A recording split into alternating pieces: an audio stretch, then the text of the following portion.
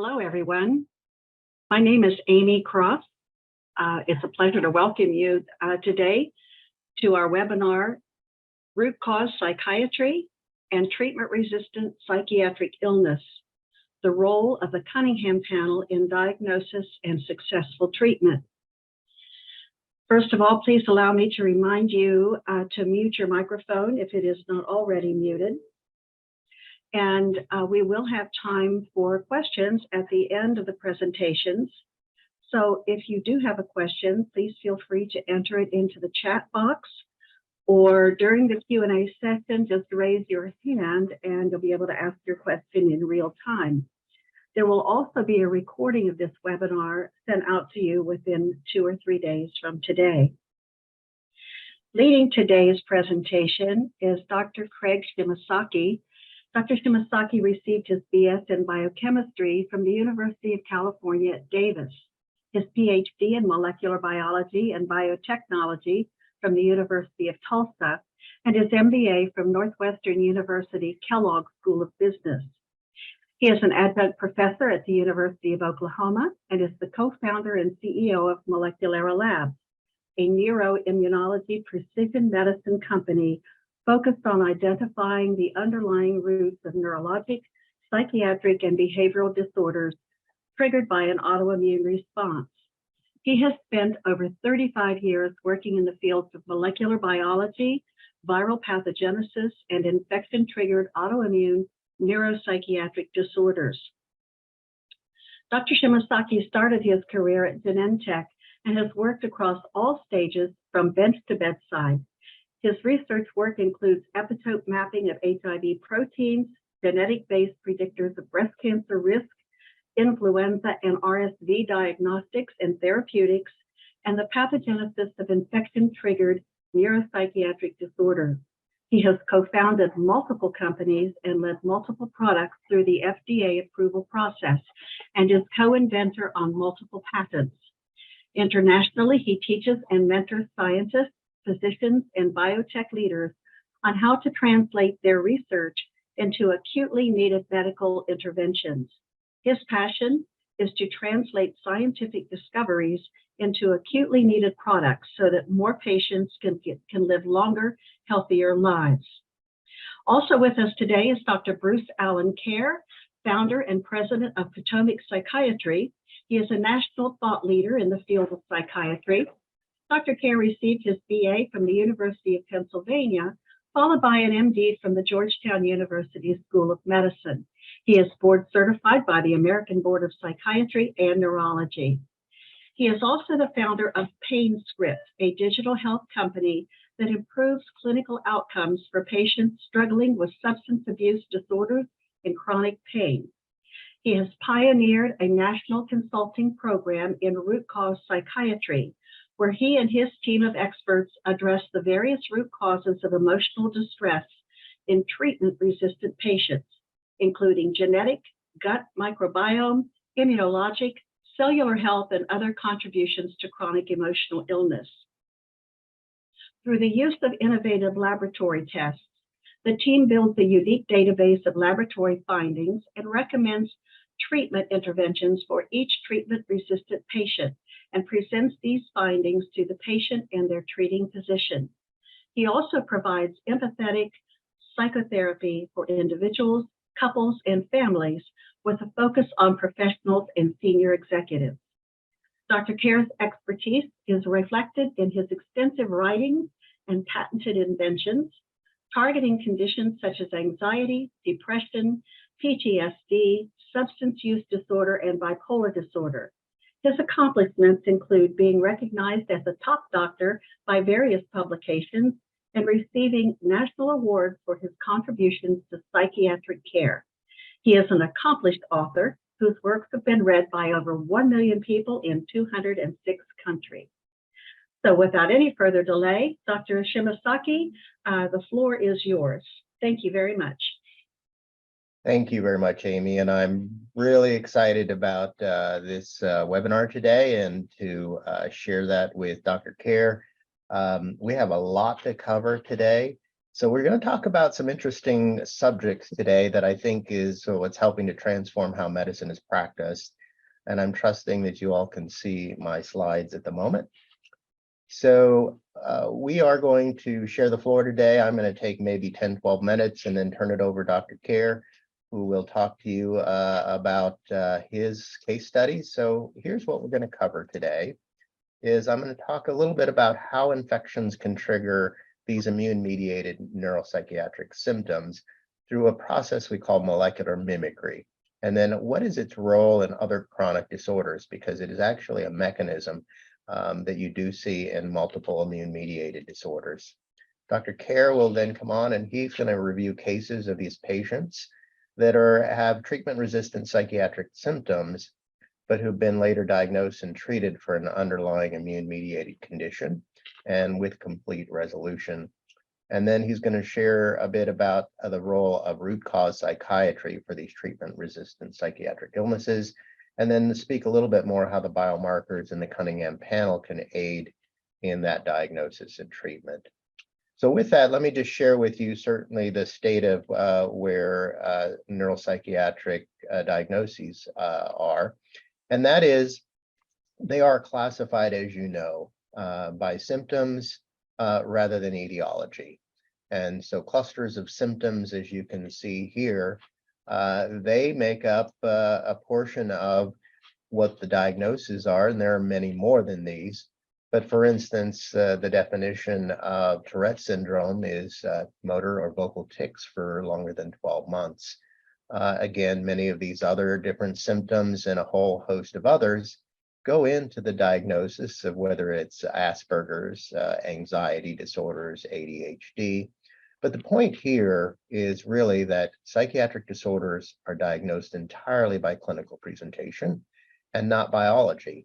And yet these disorders have a wide range of both symptoms and different responses to clinical treatment. So that's what we're here to talk about today. So let me share with you an interesting publication here in JAMA Psychiatry that was published in March of 2019. This was a Danish study of over 1 million individuals that were followed from birth to age 18. And they can do that in these countries where they have great medical records that follow patients that are required to input this data. What they found during that analysis was that if a patient was hospitalized for a severe infection, that the risk of developing mental disorders increased by more than 80% for the diagnosis of schizophrenia, autism, OCD, ADD, ADHD, etc. And what they also asked in accompanying editorial was, how could exposures to infections affect the brain mechanistically to give rise to mental disorders? And their response was that circulating autoantibodies that enter the brain via a compromised blood-brain barrier bind to these neurotransmitter receptors is a potential explanation. And this mechanism has been proposed in pandas and other mental disorders. So if you look at biologically what really occurs here, we all know that we get exposed to infections, bacterial, viral, fungal, etc. And the purpose of our immune system, our adaptive immune system, more particularly, is that they will produce antibodies that recognize these infectious organisms or portions of them, such that that will protect us with immunity and sometimes very long, and in some cases even lifelong immunity. Well, in certain individuals, and this is where this precision medicine comes in, certain individuals who develop certain types of antibodies are made against these targeted receptors or parts of these receptors or parts of the antigens that look very much like parts of the body. And we call this molecular mimicry. And in this case, what happens is when they cross the blood-brain barrier, it interrupts with normal brain function, what you might think of as friendly fire during the wartime, and results in these neuropsychiatric symptoms that were described, and ultimately these different diagnoses. And of course, patients will be treated symptomatically due to the clinical diagnosis of these. And these patients typically will be those that are treatment resistant and they do not respond. In fact, often you may see that these patients may get worse on many of these medications. The interesting thing is that SARS-CoV-2, particularly the spike protein, and that has triggered during the pandemic many of these other neuropsychiatric symptoms, including even other autoimmune conditions like myocarditis, chronic fatigue-like syndromes, MIS-C, and now what's known as long COVID.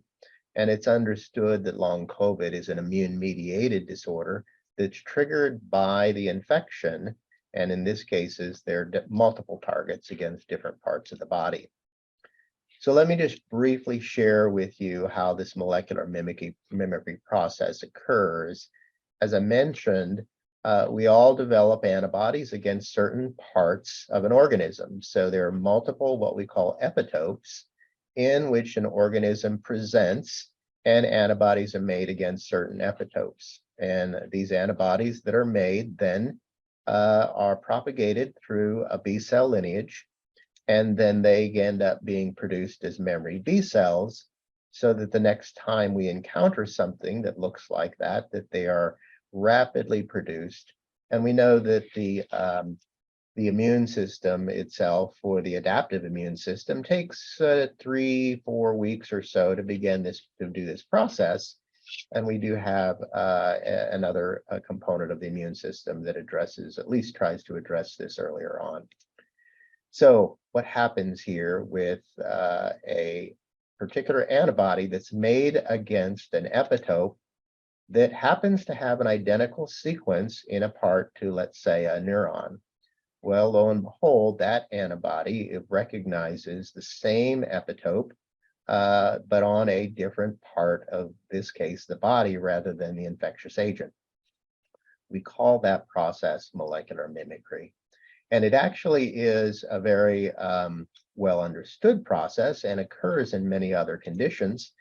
And so what are some other immune-mediated disorders? Well, rheumatoid arthritis, where antibodies are directed against the joints and the cartilage. Diabetes type 1, where the antibodies or the immune system attacks these insulin-producing cells in the pancreas. Another one is multiple sclerosis, where antibodies are attacking the myelin sheath in the nerves. And then PANDAS and PANS, and now even some ADD, schizophrenia, and other neuropsychiatric disorders, where antibodies, as was mentioned in the journal article, will cross the blood-brain barrier and target a part of the brain, what's called the basal ganglia, that's due to many of these, that's responsible for many of these different types of biological functions that result in these symptoms. So lo and behold, infection-triggered autoimmune neuropsychiatric disorders are not new. In fact, back in the 1800s and even farther in the 1600s, but in the 1800s, Sir William Osler described these bizarre and precipitative behaviors called chorea minor in children that developed OCD symptoms after a post-streptococcal infection. We also know that Sydenham chorea is the neurologic manifestation of rheumatic fever, in which antibodies are directed against not only the heart valve, but then antibodies directed against portions of the basal ganglia. And as you may recall, it used to be known as St. Vitus's dance because of the abnormal movements, the loss of fine motor control and emotional control. So the goal of precision medicine, which is really where we're involved with and what we're really working on, is to be able to diagnose and identify patients who would respond to specific therapy rather than using a trial and error methodology. So with what we'll talk about a little bit more about the biological targets in the Cunningham panel, the goal would be to segment those that are immune-mediated etiology versus those that are not, that could be genetic, neurologic, psychiatric, social, etc., and then identify specific treatments such as IVIG, plasmapheresis, Ritux, steroids, or even simply antibiotics against the infection part that maybe and typically is subclinical. So at Molecular Labs, we are working with artificial intelligence predictive algorithms to be able to identify ahead of time which potential therapies would be highest likelihood to be most effective in these patients. So what are the infections that typically are associated with this? Well, we see that strep, obviously, which is what led to the term PANDAS. The S in the end stands for strep. Influenza, but also influenza A has been known to also trigger various types of things like narcolepsy and a different molecular mimicry cross-reactivity. Varicella, mycoplasma. Lyme disease is one that typically can result in a longer-term disorder, often called post-treatment Lyme disease or post-treatment Lyme disorder. Babesia, Bartonella, Coxsackie, and others, but these tend to have common epitopes that are directed against different brain proteins, hence why they tend to show up in patients. So, what is your challenge? And the challenge here for practitioners and patients with these immune-mediated neuropsychiatric disorders, the challenge is to never think outside the box, and often there is pressure to not think out of the box. But with today's talk and with what you'll hear from Dr. Kerr and many of the things that are going on in research and development, the goal through innovative science and medical research is to give the message to the patients that there is hope. And that's really what today's talk will be about. And I look forward to sharing more with you later. And with that, I'm going to turn it over to Dr. Kerr.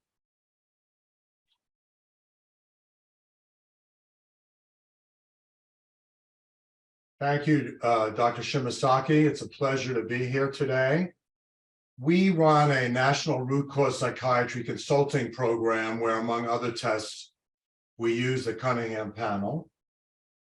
And just to get the financial disclosures out of the way, I receive no compensation from molecular labs or any pharmaceutical companies whose drugs may be presented in today's presentation.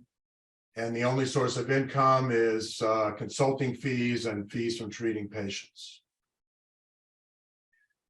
What I'd like to impart to you all today is a better understanding of root cause approach to the treatment-resistant patients, the key off of what Dr. Shimasaki was calling root cause psychiatry. We'll cover homeostasis, systems biology approach to chronic illness, and how in chronic neuropsychiatric conditions, homeostasis gives way to co-activation of pathology. We'll go over immune system dysregulation and what that does to our patients, how neuroglial cells play a role, how the gut-brain axis contributes, and what happens to mitochondria. And we'll go over 2 patient stories where we use this root cause psychiatry approach. We'll cover the Cunningham Panel, how we use that in their evaluation of treatment, and then at the end, give some key takeaways to take home. To begin with, let's look at how life enables itself, normally through a process of homeostasis. So all of us learned about homeostasis in medical school, where homeostasis is based in negative feedback loops. Classic example is the thyroid. Hypothalamus puts out TRH, the pituitary gland puts out TSH, the thyroid gland puts out thyroid hormone, which circulates through the bloodstream, back to the hypothalamus to regulate TRH levels. That's a negative feedback loop. In the chronic treatment-resistant patients that we see, unfortunately, we have a disruption of homeostasis. And what we have is we have numerous sources that drive systemic inflammation: insulin resistance, poor diet, environmental stress, toxicants and toxins, hormone imbalances, sleep apnea syndrome, genetic predispositions result in systemic inflammation, which co-activates brain inflammation, dysbiosis in the gut, stress chemistry, and we'll look at this in the case histories, patient stories I'll discuss later. And then in many of these patients, we begin to see disruptions of innate immunity, adaptive immunity. We see hollow cavity infections like asthma, allergy, sinusitis. And then this is where it devolves into tests like the Cunningham Panel help us determine autoimmunity, which in turn further worsens systemic inflammation, brain inflammation, and gut inflammation, and then overactivation of cortisol and adrenaline in the adrenals. Let's look at what happens in the brain. So normally in the brain, in homeostasis, we have microglia sweeping the environment for misfolded proteins, damaged neurons, taking them in and recycling them into building blocks to create new cells. We have astrocytes, which maintain the blood-brain barrier and nourish and support synapses. And microglia, by the way, also help support neurogenesis and synaptogenesis in the hippocampus. Again, this is in the homeostatic situation. Oligodendrocytes lay down myelin and repair myelin. But what happens in these patients with systemic inflammation and autoimmunity is that's carried through the bloodstream, activates the microglia, they change their phenotype and morphology, they release a lot of pro-inflammatory and oxidative stress molecules that attract white cells into the brain. These convert to macrophages, which means big eater. And these macrophages and microglia begin attacking other cells in the brain, including healthy neurons. This is where inflammation begins to take place. And then on the autoimmune side, these cells can become so-called antigen presenting cells, the T cells, where they're actually presenting molecules, amino acid sequences and proteins from the surface of the neurons to T cells and B cells, which then can result in the autoimmunity that the Cunningham Panel detects. Many of you, I'm sure, are familiar with the gut-brain axis. What we like to say is leaky gut, leaky brain, leaky emotions. When we have dysbiosis and inflammation in the gut, we begin to develop a loosening of the tight junctions in the enterocytes and colonocytes. We then have gut permeability and we leak into the bloodstream. Bacteria, bacterial fragments, lipopolysaccharides, incompletely digested food molecules, which again can trigger systemic inflammation and autoantibodies. And then that affects blood-brain barrier permeability, which then brings inflammation to the brain. So many of the patients we evaluate and treat have major disruptions down here in the gut. This is a major source of autoimmunity. And then finally, if we're going to take a systems biology approach to these patients, we really need to understand what happens to their mitochondria. Everyone knows mitochondria, when they're functioning normally, are producers of ATP through the Krebs cycle. However, when there's systemic inflammation and autoimmunity, they shift to a cellular danger response mode where they actually begin shutting down the Krebs cycle. Cells produce energy through glycolysis, which is 1/18 as productive of ATP as the Krebs cycle. So a lot of these functions of the mitochondria, the biosynthesis and the signaling functions of the mitochondria, become negatively affected and downregulated by systemic inflammation and autoimmunity. So this is the background of what we look at in these treatment-resistant patients. So what is root cause psychiatry? The way we look at it is we feel that a population-based approach is insufficient. We need this N of one precision psychiatry approach. And the way we look at these chronic treatment-resistant patients is there's some dysregulation going on in the relationship between their 30 trillion human cells and their 39 trillion gut microbiome cells. We look at this system as a digital information system. It's like what David Sinclair says at Harvard. Our DNA is a digital information system, ACTG, and permutations and combinations of that, like ones and zeros in the computer science world. And the epigenome is an analog information system. And what we look at is, how is this information system dysregulated?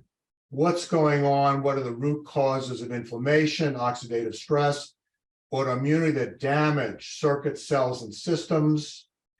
And we begin to work these patients up at a baseline level with genetic testing, microbiome testing, looking at cellular health, and some comprehensive laboratory screening.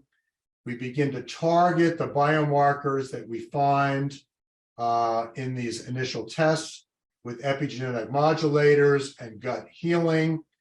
And then, as we'll get into a little later, we order tests like the Cunningham Panel and other tests that look at other autoantibodies, Intellex DNA for more comprehensive genetic markers. We look for tick-borne diseases and some of the other drivers of inflammation and autoimmunity. What do we do with all this data? It's a lot of data. We build a database for each patient. And what you see over here on the left is these are the different tests we may order on the patients. We order them in sequence. We don't order them all at once, but we put in for each patient the data points that we find. And then in each of the subsequent visits, we address each data point with some treatment intervention. We do it in a team approach. We have a nutritional biochemist aboard. We have an MD, PhD psychiatrist, a child and adolescent psychiatrist. We have a team approach. And we work with outside experts in immunology and neurology.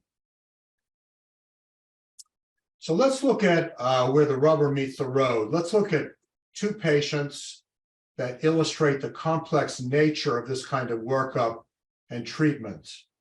What we do in our program is we try to get them to commit to 12 months. We do it in phases, so if they're unhappy with what we're doing or they're not getting benefit, they can opt out. We have 4 different phases in the program.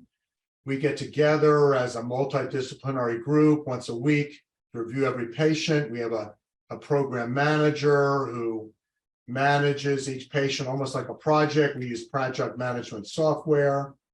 And where the Cunningham Panel fits in is we will order it in every patient that has post-infectious symptoms. And by the way, that's not necessarily immediately.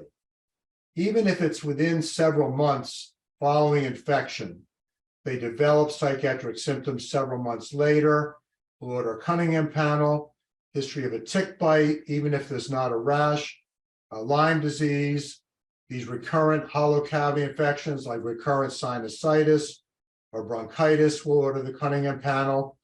In every post-COVID, long COVID patient, we order it, and post-traumatic brain injury.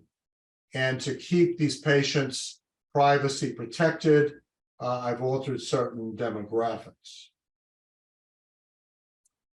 Let's start out with the story of Martin. This is a really brilliant man. Childhood trauma, 30 years of psychiatric treatment, partial response, TBI 5 years before entering our program, in an athletic accident, post-acute sequelae of COVID, very complicated guy. You can see lots of the symptoms that he presented with here, including a number of GI symptoms. And he felt completely broken emotionally when he came to see us, afraid of losing everything, losing his marriage, losing his job, losing his relationship with his children, really terrified, but very cynical. Been through a lot of treatment, really quite unconvinced that anyone in our field could help. So we began to work him up. He had had a partial response to Vibrad, vilazodone. So we began looking at how can we augment vilazodone. So interestingly, just as an aside, many of our psychotropic medicines have immune system modulating effects. We don't get taught that much, but if you go online in NCBI, National Library of Medicine, look them up, many of them have been studied in terms of immune system modulating effects. So we decided to augment the Vibrad with, we had an MTHFR variant, methylation down 70%, prescribed N-Light. He didn't want to boost dopamine with a medicine, so we went with green tea extract and modulating this calcium channel variant with these supplements. We did diagnose him with OSA and began CPAP, which is critically important given those mitochondria really need that oxygen during sleep. MRI and EEG negative. And then in terms of what we found with the gut microbiome, possible SIBO, a low FODMAP, initial food plan with some modest improvement at 3 months. Between months 4 and 6, we found SIBO, small intestinal bacterial overgrowth. That was treated, switched to a Mediterranean diet, customized to what he likes to make it sustainable. He really didn't take well to mindfulness meditation, so we tried, but I'm sure as you all have tried, some patients like it, some don't. He did adopt exercise and intermittent fasting. We then looked at cellular health findings where we, again, with targeting each of the biomarkers, we prescribe very targeted supplements to address and modulate each of the findings in Genova's NutriVal. And we began to then see some really significant results by the end of month 6. A lot of symptoms were starting to clear, but the mood swings, the irritability, the temper outbursts, the rage attacks did not clear. In one session I had with Martin, raging at me, sweeping things off his desk, telling me I was useless. And so was I literally saw in the session what he complained about happening between sessions. So with that in mind, began looking more closely at the role of that traumatic brain injury 5 years earlier. So we found inflammation markers in his bloodstream.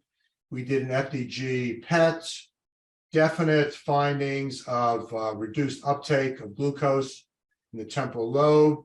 And we thought, it's really time to do the Cunningham Panel to look for what could be perpetuating these symptoms 5 years later following this TBI.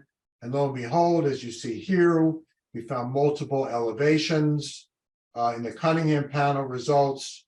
And so he really didn't want to go the route of IVIG or IV rituximab. So we decided to look at how else could we modulate this dysfunctional, dysregulated immune system. Started out with Lyrica, pregabalin, as you can see here, modulates the calcium channel very nicely, anti-inflammatory, mood stabilizing, anticonvulsant, anti-anxiety effects. Began titrating that up, and then some methylphenidate to help with some of the cognitive symptoms. 2 months later, we had more improvements, much greater reduction of mood swings and irritability and temper outbursts. They were less frequent and less intense, but to address that further, we added lamotrigine. Here again, not only a mood stabilizer and a calcium channel modulator, but also immune system downregulation of these pro-inflammatory biomarkers. And the really good news here is he began to get into and stick with psychotherapy for the first time, having dismissed it multiple times over the past 30 years. So we left our program way better. We were excited. We were giving each other high fives. 12 months later, a couple of weeks ago, he came back, symptoms returning, rapid cycling mood swings. And as you see here, he had stopped his CPAP, poor diet, weight gain. We can't really overpromise and underdeliver. These patients commonly have flares, many different sources of flares, a new infection, poor sleep, poor diet, reactivation of prior infections. So what are we going to do now? We're thinking of celecoxib, memantine for rapid cycling and immune modulation and its neuroprotective activity. And because of those Cunningham Panel elevations, he has agreed for a referral to an autoimmune neurologist for IVIG or IV rituximab. Second patient is Tom, young guy. You can see what kind of symptoms he has here. He developed these symptoms post-COVID, and interestingly, during COVID, he had pretty serious GI symptoms, and that's actually a marker for a higher likelihood of developing long COVID if their GI symptoms during the active infection. Bruce Patterson and others have documented, these spike proteins in monocytes and in the GI tract 18 months after the COVID infection. So there is this persisting immune system dysregulation. And again, treatment resistant, feeling hopeless. He had actually had PANDAS 7 years earlier with a positive Cunningham panel, a good response to IVIG, but incomplete remission, a few flares in the intervening years following things like sinus infections or bad colds or the flu. We enrolled him in our program. Again, findings on the Genomine test. We started him on Enlite, fluoxetine and mirtazapine to help with OCD and help with sleep. Omega-3 deficiency treated. A lot of these GI findings were treated with these kinds of dietary interventions and anti-inflammatories, and about 50% better at 3 months. We added bupropion to treat some of the anhedonia and executive dysfunction, to boost dopamine and norepinephrine, treated SIBO. And here again, the value of the Cunningham panel with all these elevations. And he had a really nice response to IV rituximab, where he got to the point where by the end of month 6, he was 70% better. And I have to say, in this instance, this was a real game changer. This really restored hope to Tom. We had gotten somewhere, 50% better with our earlier interventions, but this was a real game changer where he reported to us that he felt more hopeful than he had in a very, very long time period. Because of the past, we ordered the Cunningham panel through IncelDX and placed him on Maraviroc and Pravastatin. IncelDX, like Molecular, is using machine learning and AI to help predict what to treat based upon which cytokines are elevated. So in this instance, we work with our doctors. This is what they recommended from the Cunningham test. We did a food sensitivities test, which we addressed 90% recovery, but we aim for 100%.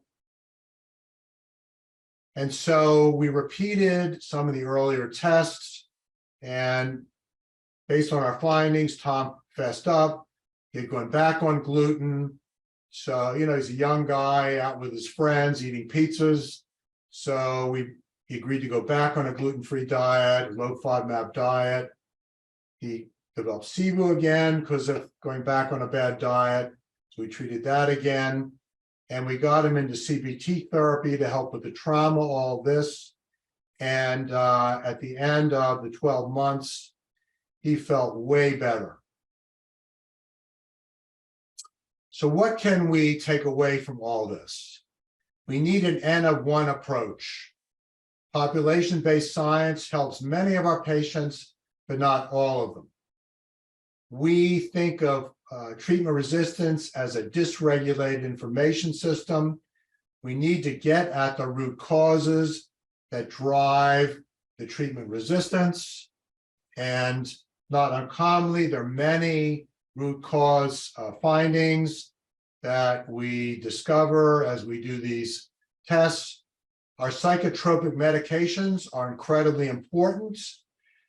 I would say what's really important is if we can bring some significant relief in that first month to these patients through the psychotropics, everything else we do takes longer.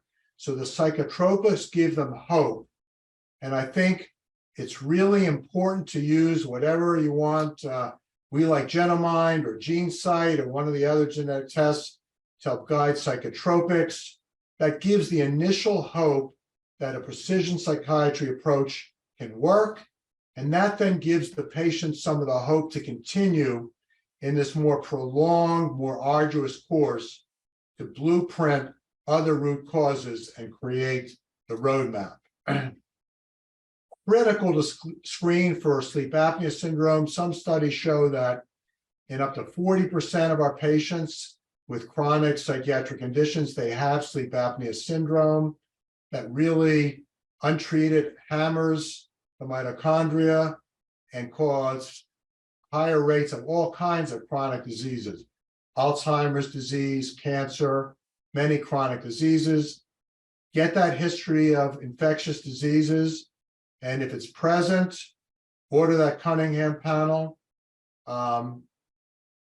These kinds of interventions can take a year or more of patient persistent work. What we like to say to our patients, I borrowed this from Dale Bredesen. I can't take credit for this quote. There is no silver bullet, only silver buckshot. There's no single approach that's going to treat this, but if we take this multimodal, multifactorial root cause approach, we can get results over time. So with that, I will conclude. Thank you for your time and attention. We'd love to hear from you, love to answer your questions.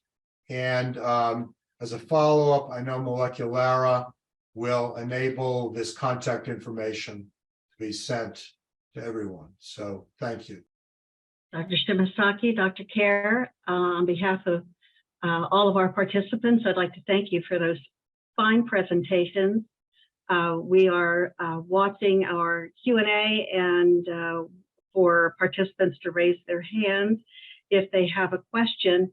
But while we're waiting for that, I would like Dr. Kerr to say that I really appreciate the statement that you made that is consistent with the observations that I have made after talking with several hundred doctors in patients for whom safety is an issue.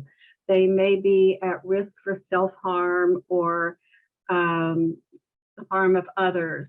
And the use of psychotropics in that situation can really create safety for the patient and the family while they are working through the therapies and other medications. Do you have any comments about the use of psychotropics in a situation where safety is an issue? Sure. So it brings to mind another patient on our program. He's 18. He's brilliant, he loves mathematics.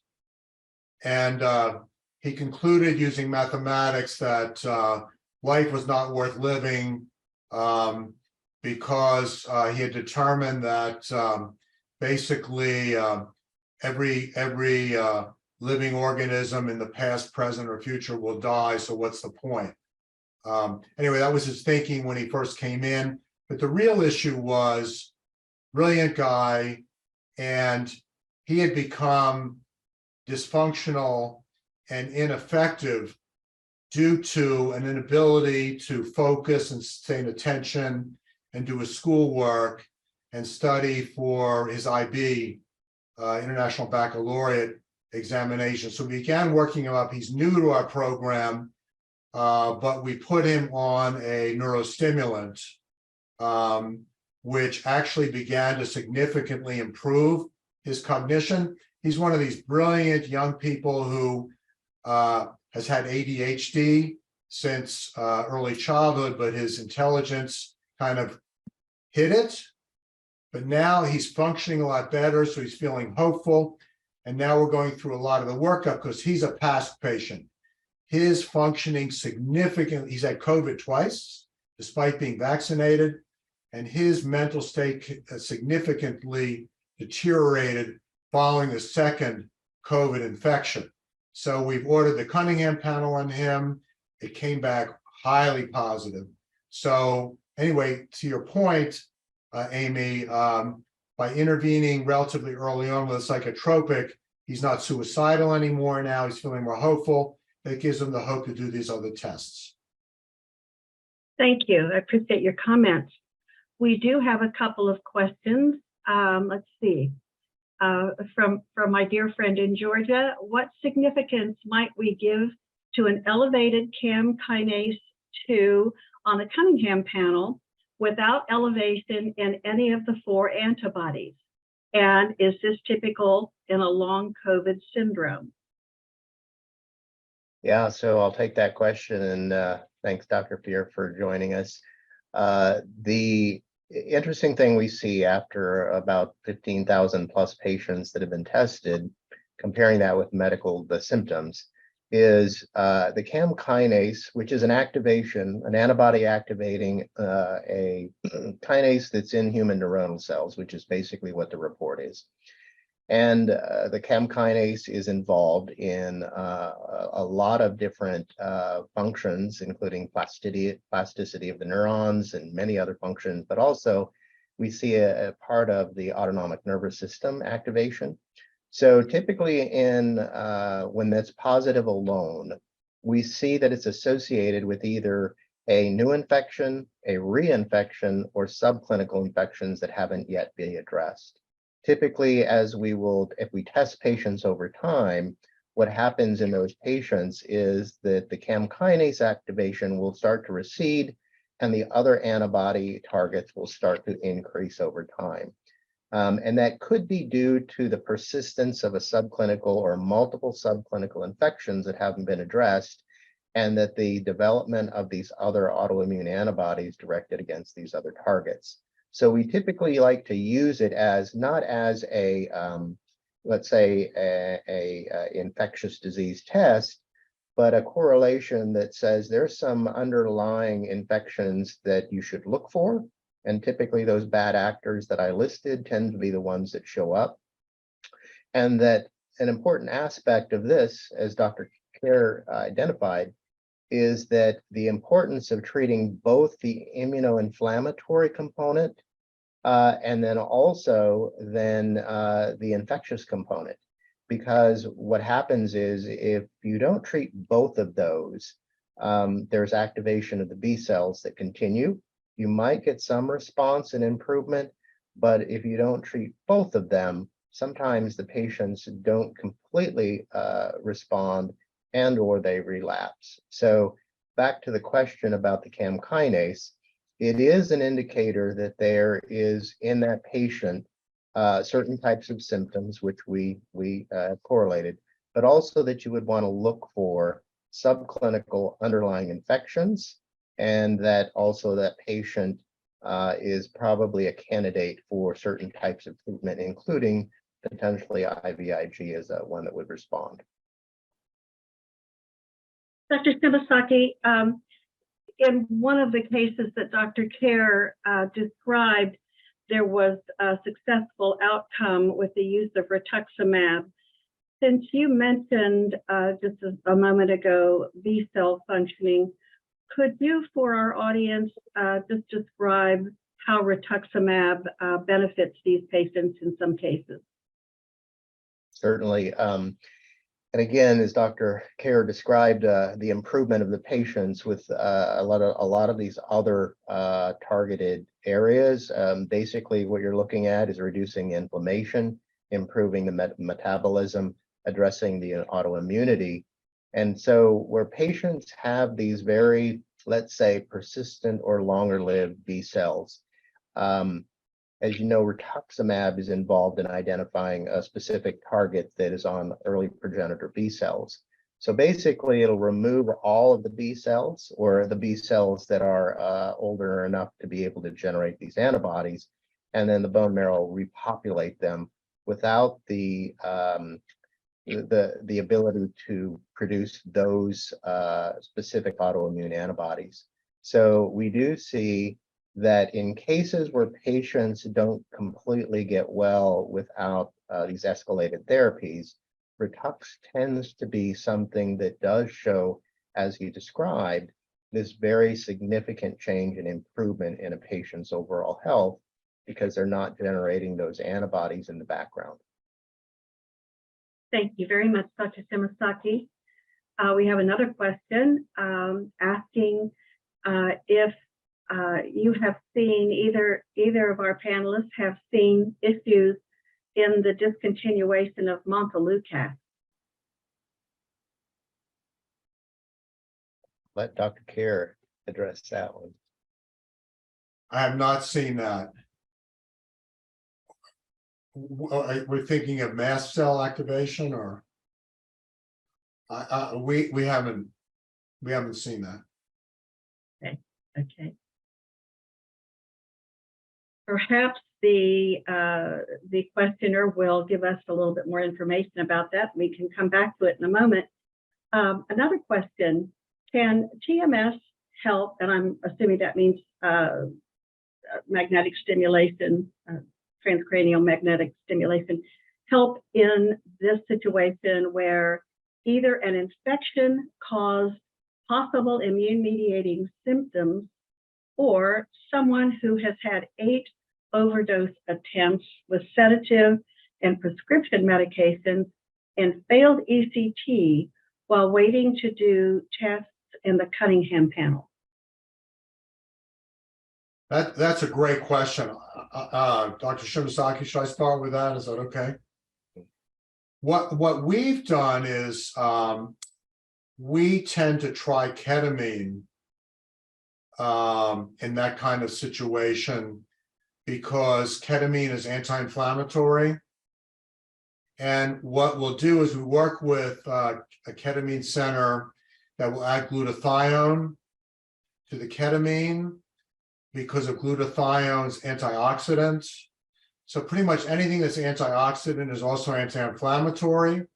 So if we combine the ketamine with the glutathione, we've had a few patients now where that can pretty dramatically improve mood and reduce that suicidality. While we're waiting to get some of the tests back or waiting for some of the other treatments to take longer to work. We've not referred to a TMS for that. It's a great question. I've not looked at the literature of TMS relative to brain inflammation, but we tend, our go-to is tend to go to ketamine for the reasons I just mentioned. Yeah, I think it's going to Go ahead, Dr. Shibasaki. Okay, thank you, Amy. I was just going to add your comments there, and this kind of goes back to your comment about N of 1, the precision medicine of finding what is the root cause. If it is inflammatory, Of course, you need to treat the immune system. The mechanism, of course, the magnetic stimulation, we've seen that there's a lot of support and help. And so working with maybe that modality to identify what is the underlying root cause. If it is a positive in the Cunningham panel, typically we see that there needs to be something addressed in the immune system.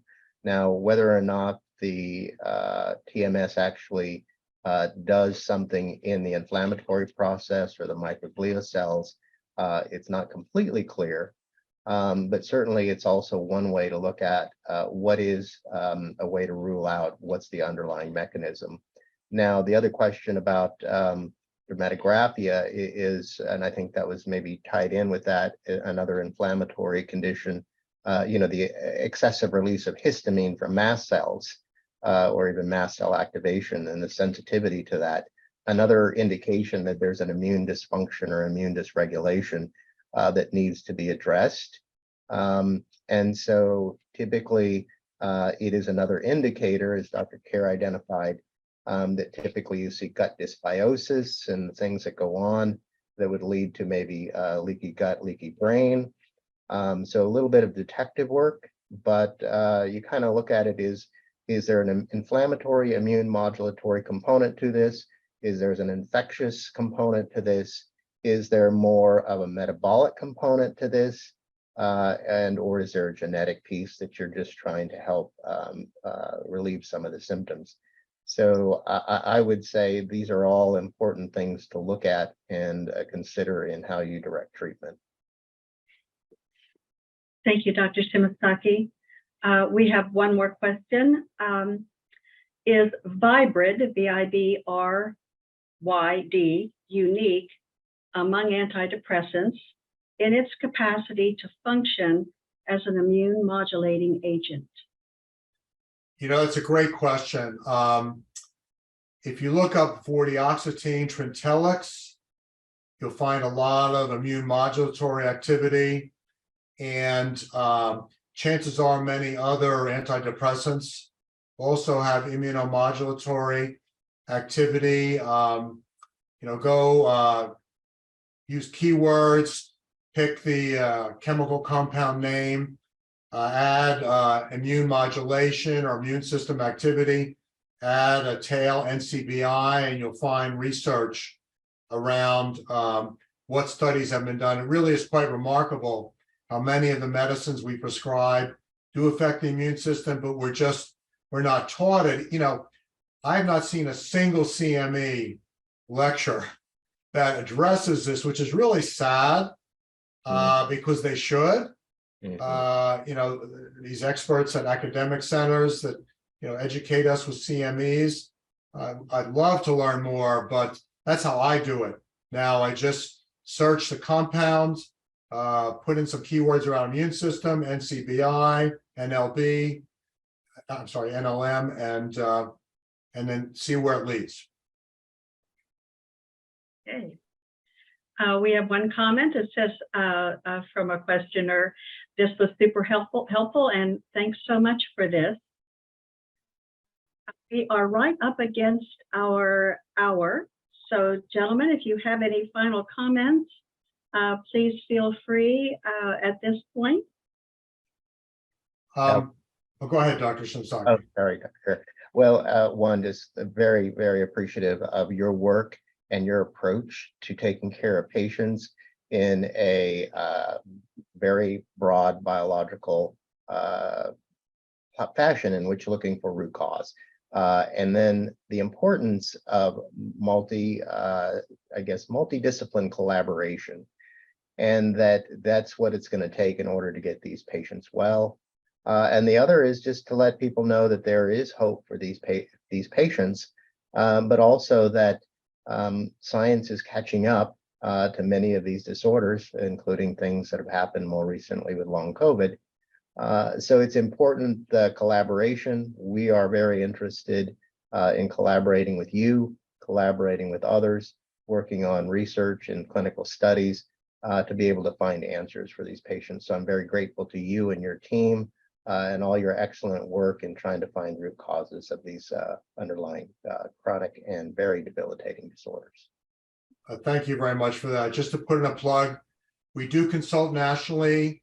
We work with practitioners in all 50 states to help them through a lot of this analysis, and then they do the treatment. I would agree with you. These patients feel broken and hopeless, and we need to give them hope. Sometimes we feel that we're building the plane as we fly it. So we're learning, we're brainstorming and learning along the way, but it's great working with you and your team and other labs and their teams. And we are seeing some real results of some of these treatment-resistant patients, which of course is what it's all about. One of our attendees indicated that they would love to have a place to discuss cases at this level, and do we offer this? And I'd like to assure our audience that we are working on a mechanism whereby we can bring people together in a roundtable format. So there'll be more information forthcoming on those efforts. But in the meantime, I'd just like to say thank you very much for your participation, Dr. Kerr. It was invaluable. Dr. Shimasaki, as always, your information is just extraordinarily excellent. And thank you to all of our attendees. Please look forward to more webinars, and I hope the rest of your day is remarkable. Thank you all very much. Thank you, Amy. Thank you very much. Thank you for having me. Mm-hmm. Thank you. Everyone. Mm-hmm.